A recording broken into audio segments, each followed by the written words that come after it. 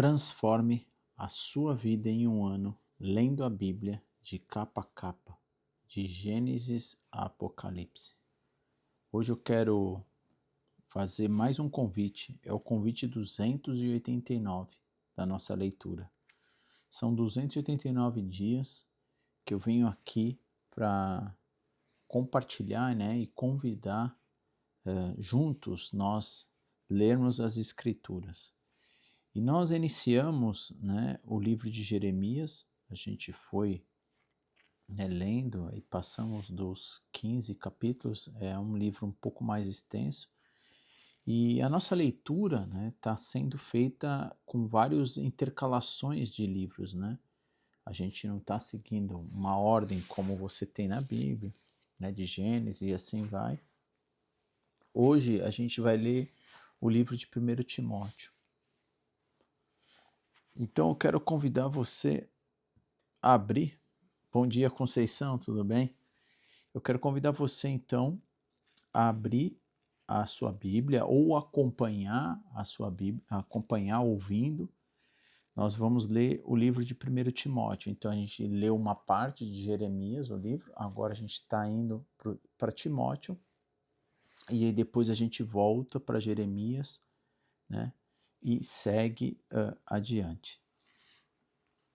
Bom, a gente está vendo a gente começou a ler o livro de Jeremias e viu as instruções, Deus falando através do profeta Jeremias ao povo judeu, A gente pode nem chamar ainda judeu, mas ao povo, os israelitas, Judeu só vai acontecer depois mais tarde, esse nome. E só que o povo, o que acontece? O povo, ele virou as costas para Deus, Eles acabam sendo pagão.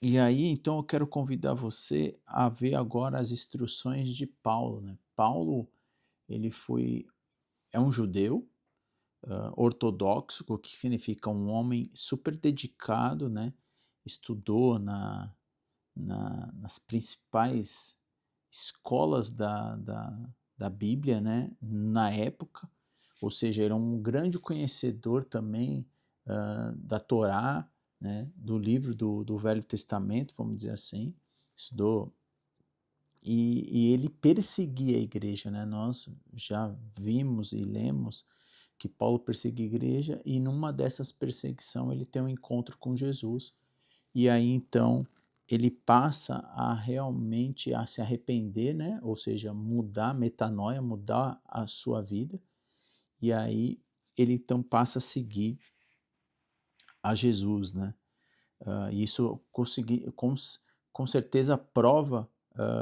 justamente para muitos judeus, Muitos judeus hoje estão mudando da sua opinião e religião porque estudam Paulo, Paulo, um judeu ortodoxo que tem um encontro com Jesus.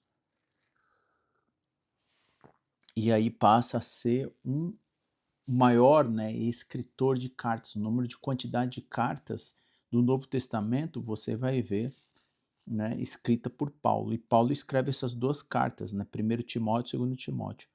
E aí lá no capítulo 1, versículo 1, vai dizer assim: eu, Paulo, ele é um apóstolo de quem? De Jesus Cristo, E por ordem de Deus, nosso Salvador, e de Cristo Jesus, nossa esperança, escrevo esta carta a Timóteo, meu verdadeiro filho na fé. Que Deus, o Pai e Cristo Jesus, nosso Senhor, lhe dê graça e misericórdia. Ele começa fazendo, então, essa introdução da carta, escrevendo para esse jovem, Timóteo. E aí ele vai falar o quê? Justamente, ele vai agora no versículo 3, advertir contra falsos ensinos, Então, como pessoas que inclusive vêm aqui, como o Júnior, ele infelizmente é uma pessoa que precisa conhecer mais a leitura, então por isso que eu continuo convidando você a ficar aqui para você ouvir e aprender, né, a conhecer mais as Escrituras, né? Ah, e aí, justamente, a gente vai ver que existem falsas pessoas que têm falsos ensinos. E ele vai advertir: quando partir para a Macedônia, pedi a você que ficasse em Éfeso e advertisse certas pessoas de que não ensinassem coisas contrárias à verdade, e nem desperdiçassem tempo com discussões intermináveis sobre mitos e genealogias, que só levam à especulação sem sentido, em vez de promover o propósito de Deus, que é realizado pela fé. Ou seja, realmente a gente não vai perder tempo aqui, inclusive nesse canal, né? É muito propício essa palavra no dia de hoje, né? Eu não vou perder tempo aqui para ficar querendo discutir e desperdiçar meu tempo com discussões, né, sobre coisas que são mitológicas aí e genealógicas, né, no tempo. Inclusive coisas que é profana, que essa pessoa inclusive vem aqui muitas vezes causar intriga. Mas enfim, versículo 5 diz assim: o alvo de minha instrução é amor, que vem de um coração puro, de uma consciência limpa e de uma fé sincera, né? Ele diz assim no versículo 6: alguns, porém, se desviaram dessas coisas e passam o tempo em discussões inúteis, né? Querem ser conhecidos como mestre da lei, mas não sabem do que estão falando, embora o façam com tanta confiança, né? E Paulo é a pessoa mais apropriada, uma das mais apropriadas para poder dizer a respeito disso, né? Paulo acreditava que Jesus não era Deus, né? E aí ele então passa agora a acreditar, e não só acreditar, como ele era uma pessoa que perseguia a igreja. Então ele passa a acreditar e ser um seguidor de Jesus. E aí diz assim, versículo 8: sabemos que a lei é boa quando usada corretamente, pois a lei não foi criada para os que fazem o que é certo, mas para os transgressores e rebeldes, para os reverentes e pecadores, para os ímpios e profanos. Ela é para os que matam pai ou mãe, ou comete outros homicídios, para os que vivem na imoralidade sexual, para os que praticam a homossexualidade e também para os sequestradores, os mentirosos, os que juram falsamente, os que fazem qualquer outra coisa que contradiga o ensino verdadeiro. Quem vem de boas novas gloriosas, confiadas a mim, ao nosso Deus bendito. E agora Paulo ele vai, versículo 12, né, fazer a gratidão, né, pela misericórdia de Deus. Ele diz assim: agradeço aquele que me deu forças, Cristo Jesus, nosso Senhor, que me considerou digno de confiança e me designou para servi-lo. Embora eu fosse blasfemo, como eu disse, ou seja, ele falava, né, blasfemava contra Deus, perseguidor, e ele era violento, né? Contudo, recebi misericórdia, porque agi por ignorância e incredulidade. O Senhor fez sua graça transbordar e me encheu da fé e do amor que vem de Cristo Jesus. Versículo 15, esta é uma afirmação digna de confiança e de todos que devem aceitá-la. Cristo Jesus veio ao mundo para salvar os pecadores. Eu sou o pior de todos, né? Mas foi por isso que eu, o pior dos pecadores, recebi misericórdia, para que assim Cristo Jesus mostrasse quanto é paciente. Desse modo, sirvo de exemplo a todos que vierem a crer nele para a vida eterna. honra e glória a Deus para todo sempre.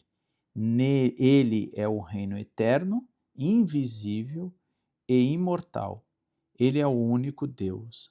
Amém, né? Então, Paulo reconhece a misericórdia de Deus na vida dele. Como eu disse, ele foi um grande perseguidor, matou os cristãos, né? E a misericórdia de Deus, ela é capaz realmente de alcançar e ter misericórdia daqueles que o arrependem, né? E espero que todos um dia, né, se arrependam e reconheçam quem é Deus, né? Versículo 18. Timóteo, meu filho, essas são as minhas instruções para você, com base nas palavras proféticas ditas tempo atrás ao seu respeito. Que elas os ajudem a lutar o bom combate. Apegue-se à fé e mantenha a consciência limpa, pois alguns rejeitaram deliberadamente a consciência e, como resultado, a fé que tinha naufragou. Himeneu e Alexandre são dois exemplos. Eu os entreguei a Satanás para que aprendam a não blasfemar, né? Então nós entregamos pessoas que vão contra a Jesus, né? A gente entrega a Satanás mesmo. Pessoas que não querem aceitar Jesus como Filho de Deus, a gente entrega nas mãos, né? Capítulo 2, versículo 1, instruções a respeito do culto, né? Como nós devemos cultuar a Deus. Ele diz assim: em primeiro lugar, recomendo que seja feita petições, orações, intercessões e ações de graça em favor de todos, em favor dos reis e de todos que exercem autoridade. Que tenhamos uma vida pacífica e tranquila, caracterizada por devoção e dignidade. Isso é bom e agrada a Deus, nosso Senhor, nosso Salvador, cujo desejo é que todos sejam salvos e conheçam a verdade, né? Esse é o desejo de Deus e é o desejo de nós, pois há um só Deus e um só mediador entre Deus e a humanidade, né? O homem, Cristo Jesus, né? Ele deu a sua vida para comprar a liberdade de todos, né? Afinal, todos estavam, né? Todos nós que somos pecadores somos escravizados, né? Nos nossos pecados. E aí Deus, né? Vem através do seu mediador, seu Filho Jesus Cristo, para libertar a gente do pecado. E ele diz assim: essa é a mensagem que foi entregue ao mundo no momento oportuno. Eu fui escolhido como pregador e apóstolo para ensinar aos gentios essa mensagem a respeito da fé e da verdade. Não estou mentindo e digo a verdade. Quero, portanto, que, em todo lugar de culto aos homens, orem com as mãos santas levantadas, livres de ira e de controvérsias. Versículo 9, da mesma forma, quero que as mulheres tenham discrição em sua aparência, né?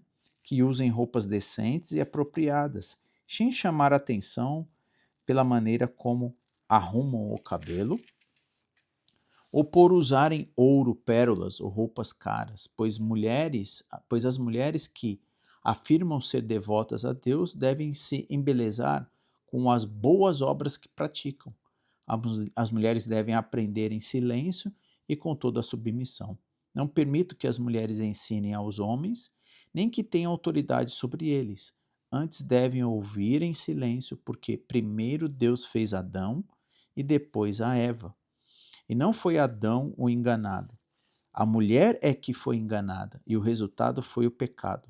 As mulheres são salvas, dando à luz filhos, né? Dando luz a filhos, desde que continuem a viver na fé, no amor e na santidade com discrição, né? Então, Deus aqui está instruindo, né? Paulo está instruindo como a gente deve, né, nos comportar, e ele cita então aqui, no caso, o comportamento das mulheres, né? Capítulo 3, versículo 1, né, ele vai falar sobre a igreja, né, como deve ser a liderança, né, na igreja. Ele fala, capítulo 3, esta é uma afirmação digna de confiança. Se alguém deseja ser bispo, deseja uma tarefa honrosa.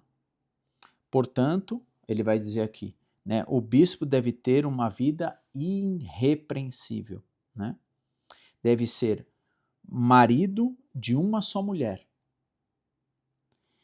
ter autocontrole, viver sabiamente e ter boa reputação. Deve ser hospitaleiro e apto a ensinar. Não deve beber vinho em excesso e nem ser violento. Antes deve ser amável, pacífico e desapego do dinheiro.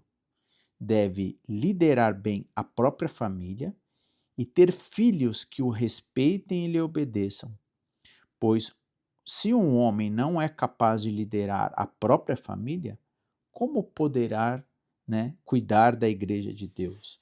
Então aqui a gente vai começar a ver, né, Paulo instruindo pessoas que estão, né, ajudando pessoas, né, a criar, pessoas que tenham, a gente vai ver que a gente vai estudando e vai lendo que tanto bispo, presbítero e pastor, essas três pessoas não existem em nível hierárquico, né? Aliás, na igreja nem tem hierarquia, né? Todos nós somos, né, servos. E é interessante que, infelizmente, no dia de hoje, né, tanto pessoas exaltam esses líderes, né, e esses líderes se sentem exaltados. Jesus, a todo momento, ensinou que o maior é aquele que serve. Então, infelizmente, acaba tendo uma inversão de valores, né? As pessoas parecem ser muito boas com os de fora, mas a maior liderança começa dentro de casa, né? Aonde, como que pode, né, alguém que é muito bom dentro, fora, né, na igreja, com a comunidade, mas é uma pessoa muito dura, né, com os de dentro de casa, né, com os seus filhos, com a sua esposa. Então, ele acaba citando aqui, né, marido de uma só mulher, né, não é violento, é uma pessoa pacífica, é uma pessoa amorosa, é uma pessoa que é honrosa, né, não é uma pessoa perfeita, obviamente, mas é uma pessoa que já tem a boa índole. Então, você vê que tem pessoas que já estão, né, em liderança que não têm, né, toda essas características. E como alguém pode, né, como um cego pode guiar outro cego, né? Então não tem sentido. As pessoas fazem isso contra a palavra de Deus. E ele vai continuar, né? Ó, não deve ser recém-convertido, versículo 6. Pois poderia se tornar orgulhoso e o diabo o faria cair, né? Ou seja, não dá para ser uma pessoa nova, né? E aí vem aqui muito interessante que muitas vezes a gente quer pedir conselhos para pessoas que não têm habilidade para ser alguém que nos vai aconselhar, né? Então, um exemplo, como você vai pedir ajuda para alguém se essa pessoa não tem experiência suficiente para te ajudar? Então, vamos dar um exemplo. Você quer falar sobre relacionamento, casamento. Como que você vai pedir exemplo de uma pessoa para casamento se ela não é casada, se ela é casada faz pouco tempo, se ela já se divorciou, né? Até o divórcio pode ser até que ela possa ajudar a gente a não cometer aquilo que ela fez, né? Uh, então, é importante a gente pegar ajuda com quem realmente pode nos ajudar. E como que alguém pode nos dar instrução sobre Deus se é uma pessoa ainda nova na fé, né? E isso vai fazer com que até a gente faz aumentar ela se sentir orgulhosa, como diz aqui. Ele vai falar, ele vai continuar, ele vai dizer assim: além disso, os que são de fora devem falar bem dele, né? Para que não seja desacreditado e caia na armadilha do diabo, né? Então, como as pessoas de fora te vê, né? Da mesma forma, os diáconos, né? Diáconos é pessoas que servem também, né? O serviço. A palavra é isso. Deve ser respeitáveis e ter integridade, né? Ou seja, inteiro, íntegro, né? Não dá para fazer pela metade, né? Não deve beber vinho em excesso e nem se deixar conduzir pela ganância, né? Deve ser comprometido com o segredo da fé e viver com consciência limpa. Antes de serem nomeados diáconos, é necessário que se faça uma avaliação cuidadosa. Se forem aprovados, então, que exerça a função de diáconos, né? De igual modo, as mulheres devem ser respeitáveis e não caluniar ninguém. Deve ter autocontrole e ser fiel em tudo que fazem. O diácono deve ser marido de uma só mulher e liderar bem os seus filhos em sua casa. Aqueles que exercerem bem a função de diáconos serão recompensados com o respeito de outros e terão cada vez mais convicção de sua fé em Cristo Jesus, né? Então, olha a importância daqueles que servem os outros, né? E não ter essa... pessoas dão um mau exemplo, né? Infelizmente, e querem usurpar, inclusive, da fé dos outros, né? Continuando no capítulo 3, versículo 14, ele vai continuar, né, falando sobre as verdades de nossa fé. E ele vai falar: embora espere vê-los em breve, escrevo-lhe essas coisas agora, para que, se eu demorar, você saiba como pessoas devem se comportar na casa de Deus. Ela é a igreja do Deus vivo, coluna do alicerce da verdade. Sem dúvida, este é o grande segredo da nossa fé. Cristo foi revelado em um corpo humano, né? Cristo é o ungido, né? Justificado pelo Espírito, visto por anjos, anunciado às nações, criado em todo o mundo e levado para o céu em glória, né? Então a gente viu Deus descendo, né, se esvaziando em forma humana, né? Ele morrendo pelos pecados, ressuscitando ao terceiro dia e está na glória, né? No céu, na glória. Capítulo 4, a gente vai ouvir agora a advertência acerca dos falsos mestres. Ele vai dizer assim: o Espírito afirma claramente que nos últimos tempos alguns se desviarão da fé, dando ouvidos a espíritos enganadores e a ensinos de demônio, que vêm de indivíduos hipócritas e mentirosos cuja consciência está morta. Tais pessoas afirmam que é errado se casar e proíbem que se comam certos alimentos que Deus criou para serem recebidos com ação de graça, pelo que são fiéis e conhecedores da verdade. Porque tudo que Deus fez é bom, não devemos rejeitar nada, mas tudo que receber com ação de graça, pois sabemos que se tornam aceitável pela palavra de Deus e pela oração, né? Então, olha, Paulo, há mais de 2000 anos, né, já estava aqui ensinando, né, que infelizmente pessoas estavam, né, com uma consciência morta, né? Pessoas afirmando que era, né, errado casar, né? Como Deus criou, instituiu a família, né? Se você e eu estamos aqui, né, assistindo e lendo, é porque de fato, né, houve casamento, houve união de uma só carne, né? Houve realmente a relação íntima que fez você e eu nascermos, né? Que existem, tudo que Deus criou é bom, né? Obviamente que tem que ter a sua decência, a sua ordem, né? E aí Paulo estava falando que, infelizmente, algumas pessoas estavam ensinando isso, né? De forma falsas, né? Alguns mestres ensinando isso de forma falsa. Capítulo 4, versículo 6 vai falar de um bom servo de Cristo.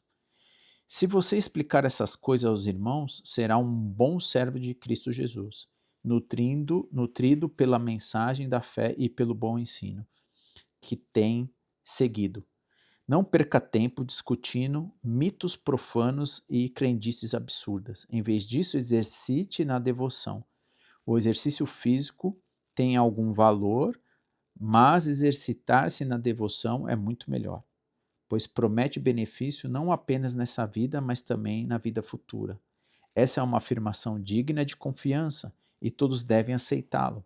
Trabalhamos arduamente e continuamos a lutar, porque a nossa esperança está no Deus vivo e o Salvador, e todos especialmente dos que creem. Ensine essas coisas e insistas nelas. Não deixe que ninguém o menospreze porque você é jovem, né? Ele está escrevendo para Timóteo. Seja exemplo para todos os fiéis na palavra, na conduta, no amor, na fé e na pureza. Até minha chegada, dedique-se à leitura pública das Escrituras, ao encorajamento e ao ensino. Não descuide do dom que recebeu por meio de profecia, quando os presbíteros impuseram as mãos sobre você. Dedique total atenção a essas questões. Entregue-se inteiramente suas tarefas para que todos vejam o seu progresso. Fique atento ao seu modo de viver e o ensinamento. Permaneça fiel ao que é certo, e assim salvará a si mesmo e aqueles que o ouvem. Né? Olha a importância na instrução de Deus a esse jovem Timóteo, e a gente vai vendo, né, como o desdobrar dessa história, né, desse menino, né, que era jovem e tão, né, dedicado a Deus, né, e que trouxe bastante ensinamento através daquilo que ele recebeu como instrução.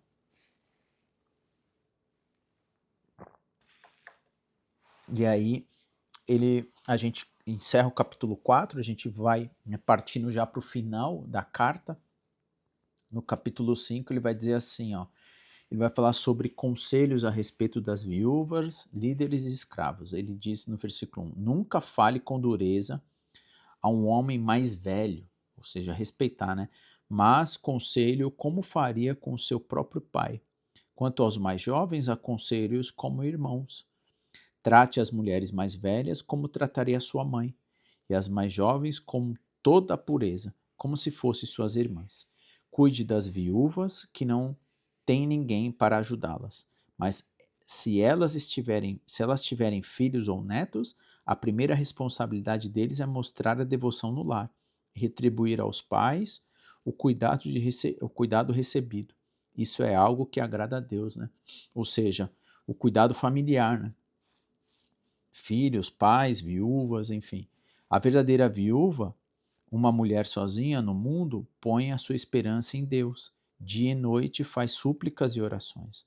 Mas a viúva que vive apenas para o prazer está morta, ainda que esteja viva. Dê essas instruções para que ninguém fique sujeito a críticas. Aqueles que não cuidam dos seus, especialmente de sua própria família, negaram a fé e são piores que os descrentes. A viúva incluída na lista para receber sustento deve ter pelo menos 70 anos e ter sido esposa de um só marido. Deve ser respeitada pelo bem que praticou, como alguém que soube criar os filhos, foi hospitaleira e serviu o povo santo com humildade. Ajudou o que estava em dificuldade e sempre se dedicou a fazer o bem. As viúvas mais jovens não devem ser não devem fazer parte dessa lista, pois quando seus desejos físicos forem mais fortes que a sua devoção a Cristo, desejarão se casar novamente. Assim se tornarão culpadas de quebrar o compromisso que fizeram. Além disso, aprenderão a se tornar ociosas e andar de casa em casa fazendo fofoca, intrometendo-se em assuntos alheios e falando do que não deve. Portanto, aconselho que essas viúvas mais jovens se casem de novo, tenham filhos e tomem conta do próprio lar. Então, o inimigo não deve dizer coisa alguma contra elas, pois de fato algumas já se desviaram e agora seguem Satanás. Se alguma irmã na fé tem viúvas na família, deve tomar conta delas e não sobrecarregar a igreja, que assim poderá cuidar das viúvas que estiverem verdadeiramente sozinhas. Os presbíteros que fazem bem o seu trabalho devem receber honra redobrada, especialmente os que se dedicam arduamente à pregação e ao ensino, pois as escrituras dizem: não amordacem o boi, para impedir que ele coma enquanto debulha os cereais, e também aqueles que trabalham merecem seu salário. Não aceite acusação contra um presbítero sem que seja confirmada por 2 ou 3 testemunhas. Aqueles que pecarem devem ser repreendidos diante de todos, e os que servirá de forte advertência para os demais. Ordeno solenemente na presença de Deus, de Cristo Jesus e dos seus anjos eleitos que vocês obedeçam a essas instruções, sem tomar partido e nem demonstrar favoritismo. Não se aprendesse a nomear um líder. Não participe dos pecados alheio, mantenha-se puro. Não beba apenas água, uma vez que você fica doente com frequência. Tome um pouco de vinho por causa do seu estômago. Lembre-se de que os pecados de alguns são evidentes, seu julgamento é inevitável, há outros, porém, cujos pecados só serão revelados mais tarde. Da mesma forma, as boas obras de alguns são evidentes, e as outras feitas em segredo um dia serão conhecidas, né? Então, aqui a gente vai vendo as instruções, né, sobre os presbíteros, a honra deles receberem, né, sobre o ministério da qual eles estão trabalhando, pregando e ajudando, né? Tá também falando sobre como as viúvas devem se comportar, como a família deve suportar, como a igreja deve ajudar, né? Tá falando sobre as viúvas que estavam sendo novas, né? Que era melhor que elas se casassem de novo, porque algumas estavam se desviando, né? E ele acaba, final aqui do capítulo 5, instruindo o quê? Instruindo a Timóteo, né, por conta de uma possível doença estomacal que ele tinha, e o vinho, né, não esquecer que o vinho, além de ele ser um alimento, né, não é para embriagar, como instrui, inclusive, os líderes da igreja, e a todos, na verdade, mas o vinho serve como um remédio, né, como o azeite foi usado na época também, e a gente sabe, né, os benefícios disso. Capítulo 6, ele vai finalizar, né, o capítulo 6, e a gente vai encerrando a leitura aqui no capítulo 6. Ele fala: os escravos devem ter todo o respeito por seus senhores, para não se envergonharem o nome de Deus e seus ensinamentos. O fato de o Senhor, né, ser irmão na fé não é desculpa para deixar de respeitá-lo. Pelo contrário, devem trabalhar ainda mais arduamente, pois os seus esforços beneficiam outros irmãos amados, né? Ou seja, a ajuda mútua, né? A ajuda daqueles que né, o trabalho ainda, mesmo sendo árduo, os esforços beneficiam outros irmãos. Ele vai continuar falando sobre ensino, né? Principalmente aquilo que nos afasta de Deus, sobre a riqueza. Ensine essas coisas e incentive todos a obedecer-lhes. Talvez alguns nos contradigam, mas esses são os verdadeiros ensinamentos do Senhor Jesus Cristo, que conduzem a uma vida de devoção. Quem ensina algo diferente é arrogante e sem entendimento. Vive com o desejo doentio de discutir o significado das palavras e provoca contendas que resultam em inveja, divisão, difamação e suspeita malignas. Pessoas assim sempre causam problema. Têm a mente corrompida e deram as costas à verdade. Para elas, a vida de devoção é apenas uma forma de enriquecer, né? Ou seja, pessoas pegando a palavra de Deus para querer se usurpar dela, ganhar dinheiro e querer achar que ele está com a verdade, né? No entanto, a devoção acompanhada de contentamento é, em si mesmo, grande riqueza, né? Afinal, não trouxemos nada conosco e quando viemos ao mundo, e nada levaremos, né? Quando deixarmos, ou seja, viemos nu e vamos embora nu, né? Que eu falo nu, literalmente, né? A palavra, obviamente, que a gente vai deixar ninguém, né? Fala que caixão, né, não tem gaveta. E realmente, né? Pessoas que já se foram não levaram nada. E aí ele fala, portanto, se temos alimento, roupa, estejamos contentes, né? Paulo ele vai citar isso também, né? Sobre o contentamento, ou seja, não é o fato de a gente ter para ser, né? Então, muitos de nós acabamos entrando no engodo do enganamento, aonde o contentamento é a gente ter as coisas, né? Ele continua no versículo 9, mas aquele que deseja enriquecer, cai em tentações e armadilhas e muitos desejos tolos e nocivos, que os levam à ruína e destruição. Então, é muito importante a gente pensar o que realmente está motivando a gente, né? A gente vai em busca de tantas coisas, e aí não pergunta, o que me motiva a buscar tanto isso, né? E isso faz o que? A gente cair nas tentações, nas armadilhas desses desejos que a gente tem, né? E muitos deles parecem ser nocivos. É como ele diz aqui, pois o amor ao dinheiro é a raiz de todo mal, né? Então, se você quiser grifar, né, é importante, né?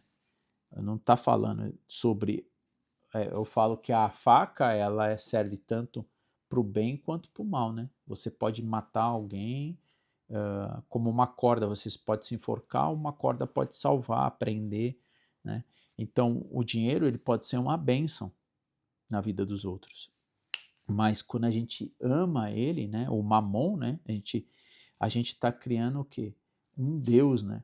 Então, ele é uma raiz de todo mal e começa de uma forma tão sutil. E alguns, portanto, desejarem dinheiro, desviaram-se da fé e afligiram a si mesmo com muitos sofrimentos, né? Então essa busca desenfreada todos os dias, né? A gente vê, infelizmente, aquela loucura, aquela corrida atrás, né, do dinheiro. Bom dia, Reni. Que Deus te abençoe. Bom dia, Pai, também. Paz de Deus, Shalom. Bom dia, amados irmãos. Deus continue te abençoando. Amém.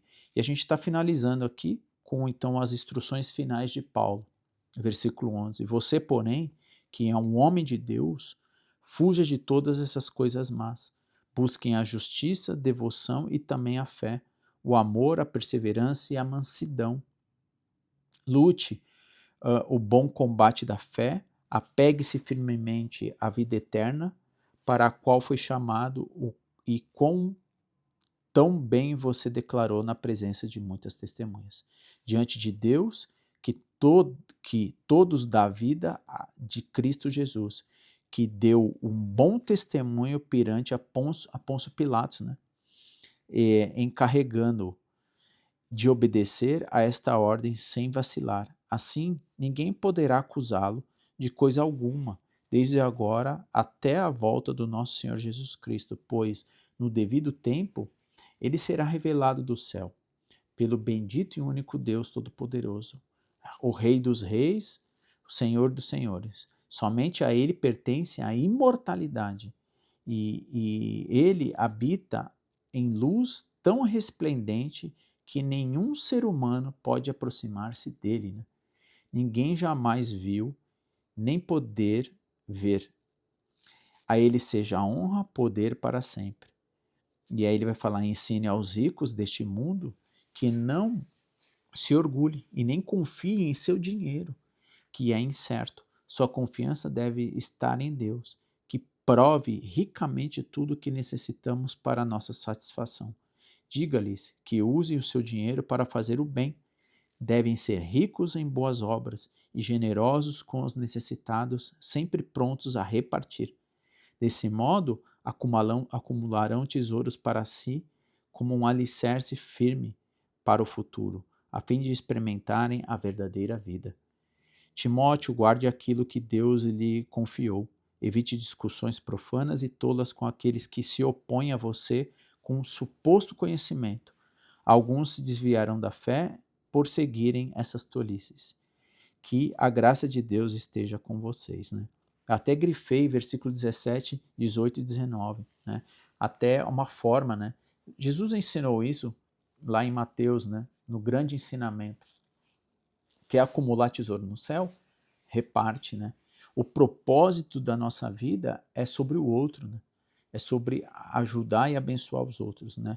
E não ser avarento e acumular para os seus próprios deleites e desejos, né? Então, Paulo está ensinando para que o homem não se confie naquilo que tem, né? E a gente então encerra assim, que você possa meditar nesse livro, né, das instruções de Paulo a Timóteo, como Deus está instruindo, né, usando Jeremias para instruir o povo, né? Deus está usando Paulo para instruir Timóteo, e Timóteo também, né, com essa carta, Paulo nos instrui no dia de hoje, com uma série de lições aqui.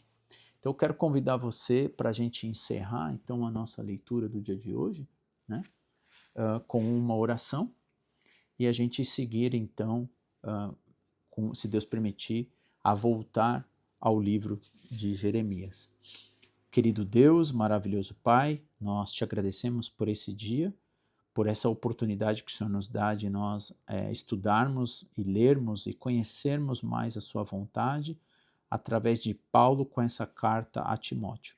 Esse jovem que recebeu as instruções com apego e dedicou a sua vida a poder servi-lo, a instruir a todos que ali estavam perto dele. Te agradecemos porque nós somos também instruídos pelo Senhor através das Escrituras Sagradas, que nós possamos ter fé, confiança e sermos luz e sal às pessoas que estão também ao nosso redor, para o seu nome ser glorificado e não a nós. Ajude-nos a ser guiados pelo teu Espírito, para que nós tenhamos, Pai, uma boa convivência e o Senhor realmente nos usar para que todos possam ser filhos amados do Senhor. Nos instrui em vários comportamentos maus que nós temos. Abençoe todas as pessoas que aqui passaram, que elas possam ouvir a Tua palavra e ser transformadas através dela. Nos perdoe pelos nossos pecados e pedimos a Tua proteção divina no dia de hoje e sempre, no nome de Jesus. Amém. Obrigado por você, então, ficar aqui comigo até o final. E, como sempre, né, no final desse vídeo, a gente sobe 2 cards aqui na tela. Um te leva à leitura do dia anterior e o outro leva a uma playlist, né? Ou seja, desses 289 dias, você clicando, você vai acessar isso. Você pode convidar outras pessoas a virem assistir, você pode compartilhar toda essa playlist para a pessoa ler, reler, né, acompanhar a leitura. E se você está aqui pela primeira vez, não é inscrita, né, ou inscrito nesse canal, tem uma imagem minha no meio, você pode clicar, vai lá, tem um sininho, você clica no sininho e habilita como todas para ser notificado toda vez que a gente subir um novo vídeo aqui. Deixa seus comentários, sua pergunta, né? E se você gostou desse vídeo, deixe seu joinha também. Que Deus te abençoe e nos vemos, se Deus me permitir, no dia 290 da nossa leitura. Até mais. Beijo, que Deus te abençoe. Um ótimo dia.